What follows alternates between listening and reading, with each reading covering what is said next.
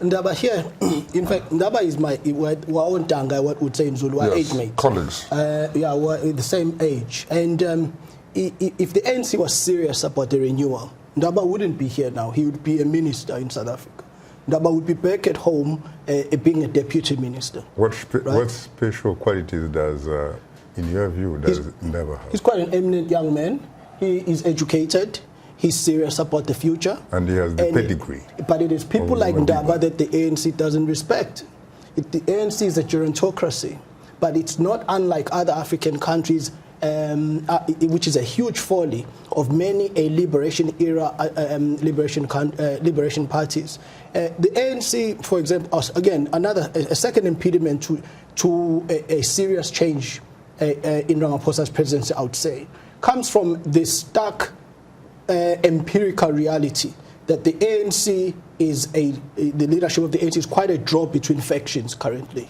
Right? If you look at the top six, it's who delivered Mpumalanga, who then stunted KwaZulu-Natal and so on and so forth. So it's a draw. Tell me how Ramaphosa is going to navigate these very serious factions where the Secretary General is, all of South Africa who are awake know that he's a rival, so to speak. So the ANC has very serious problems, and the same people that are now going to govern a change and a growth in the economy are the same people who have been there for 10 years. So if the ANC was serious about change, the likes of Ndaba and his age mate, my age mates, they would be at the center of current decisions. Let's look at the major advisor of President Ramaphosa, a man called Trevor Manuel. He was in charge of the ANC's National Economic Committee since 1992. And the former finance minister. Now, reality tells us, if we have 27% unemployment, what is the definition of insanity? Doing the same thing over and over again and expecting a different result. Yes. So while I support Ndaba's sentiment about the ANC being able to have a very robust debate, and the ANC is very good at internal democracy, but the ANC is not good at renewal, and even the ANC insiders say themselves, it's like an elephant, it's very slow to move.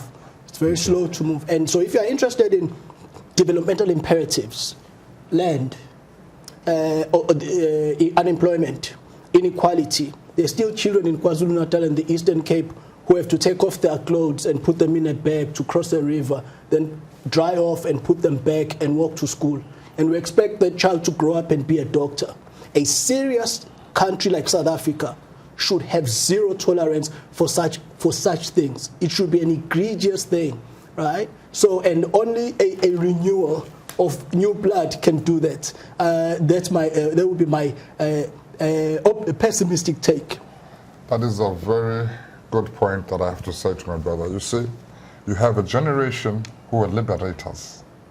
They're not change makers. They still have the same mentality of liberation. And we need a new mentality from the new generation, is what my brother is saying.